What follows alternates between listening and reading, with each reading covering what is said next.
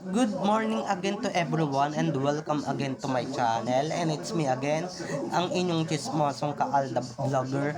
Gusto ko muna ulit magpasalamat sa inyong lahat sa mga walang sawa na tumatangkilik, nanonood, sumusuport at sumusubaybay ng mga content ko here on my YouTube channel. So wag ninyong babaktawan o lalaktawan tong ating content ngayong araw. I'm sure na hindi ninyo pagsisisihan na pinanood nyo ito mula umpisa hanggang hulihan. And syempre, wag na wag ninyong i-skip yung segment, okay? Buuin nyo to at tapusin nyo to. And syempre, wag ninyong kalimutan na i-share itong ating video for today para mas lalong lumaganap and kumalat tong video natin for today's video. So ito na, dumako na tayo sa ating main topic for today's video. Maipilit lang yung Kathleen, itong mga Kathleenatics na to. Maipilit lang talaga yung dalawa. Kahit na wala namang project, wala namang TS, diba? So, ito na guys, watch this. Mamaya ipapaliwanag sa inyo ng buong buo. So, ito na guys, watch this. At kung nakita nyo na ngayong recap, so once again say DTO sa mga admins. So dumako na tayo sa ating main topic for today's video agad-agad. Gaya nga ng sinabi ko kanina, itong mga sasampung sakden na to, itong mga Kathleenatics na to, walang hiya din talaga ng bonggang-bongga no?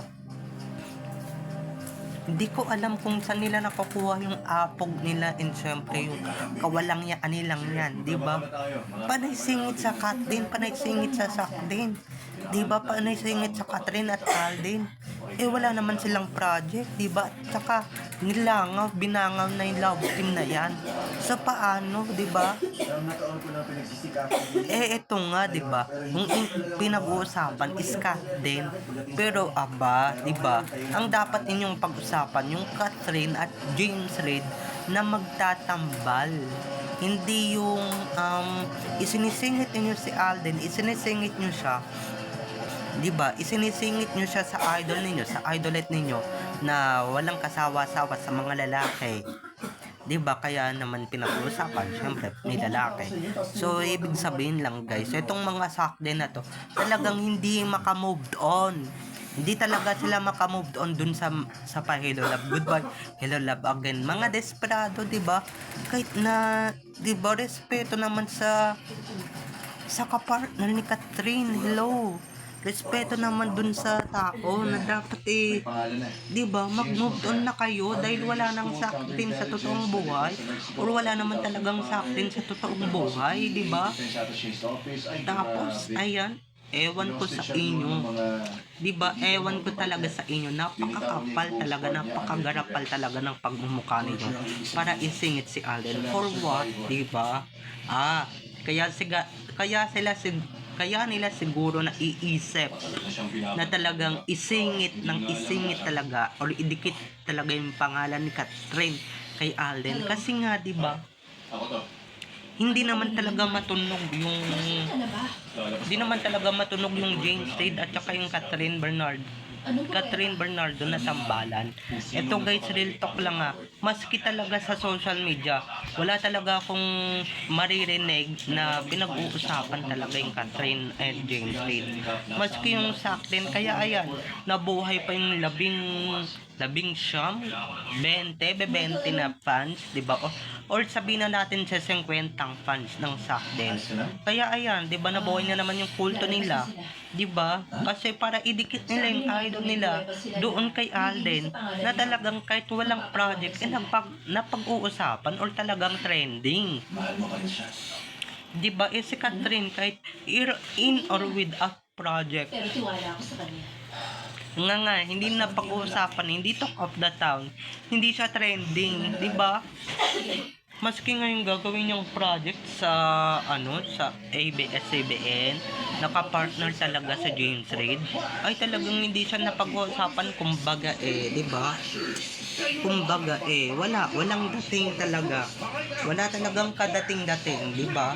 Kaya ayan, gumawa ng paraan yung mga Sakden and Katden, di ba?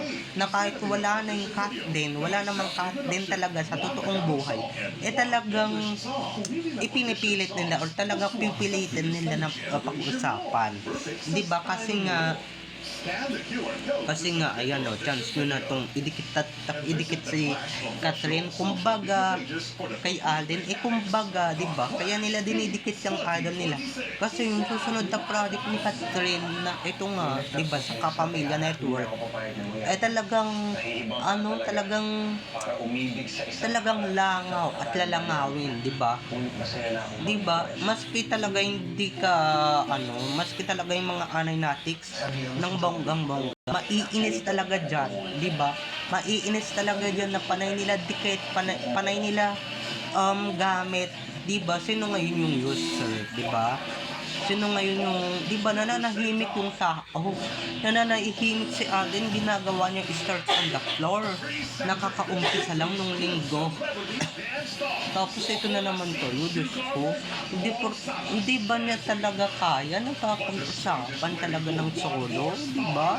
Kailangan pang gamitin si Alden, di ba?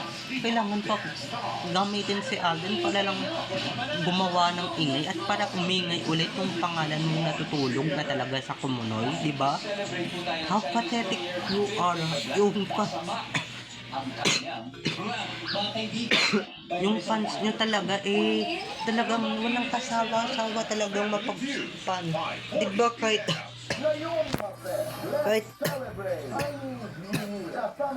kahit hindi naman talaga sumikat or kahit hindi naman talaga naging talk of the town. Talagang ipinipilit ninyo ng ipinipilit, di ba? Talagang ginagawa nyo ng way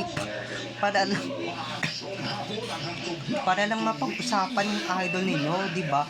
Para lang talaga maidikit or kumbaga sa pagkain talagang kahit pangit na talaga isinasawsaw mo pa, di ba? Kumbaga yung mangga tsaka kunwari french fries at mayonnaise, hindi sila match, or french fries at suka, hindi sila match, di ba? Yun yung James Reid at Catherine talaga na hindi pinag-usapan at hindi sikat, di ba? At aminin nyo naman na talaga, iba talaga mabit ng Katniel, di ba? At huwag nyo nang gambalain si Alden, please lang. Nananahimik na yung tao, masaya na siya sa ginagawa nyo. Tapos ito na naman siya sa bagong issue, ito na naman siya sa bagong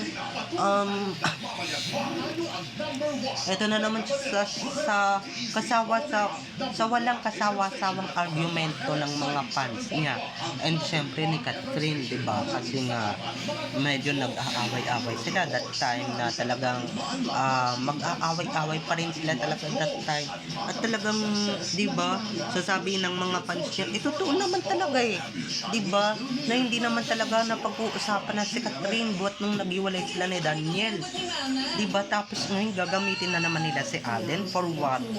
Para lang mapag-usapan yung idol nila, para buhayin yung idol nila, yung career ng idol nila, porket na may TS. Syempre ginagamit na naman nila si Alden, di ba? Ginagamit na naman nila yung tao para sa ganun yung susunod na project niya talagang mapag-usapan.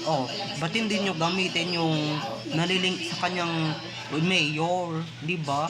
Total yun naman talaga yung totoo. May nalilink na mayor dyan. Ba't hindi yun yung gamitin ninyo? Sa bagay, wala naman pala sa showbiz si mayor. At wala naman palang hindi naman pala sikat, di ba? Kasi hindi naman pala nakikita sa TV. So, si Alden talaga, kahit nananahimik, kahit wala nang ginagawang masama, tahimik na yung tao. Tahimik na talaga, literal na tahimik na. Kasi nga, di ba, masaya na si Alden with his own family. Tapos ito na naman tong mga Sakden na to, nabuhay na naman sila. nabuhay na naman yung mga kulto, nabuhay na naman sila.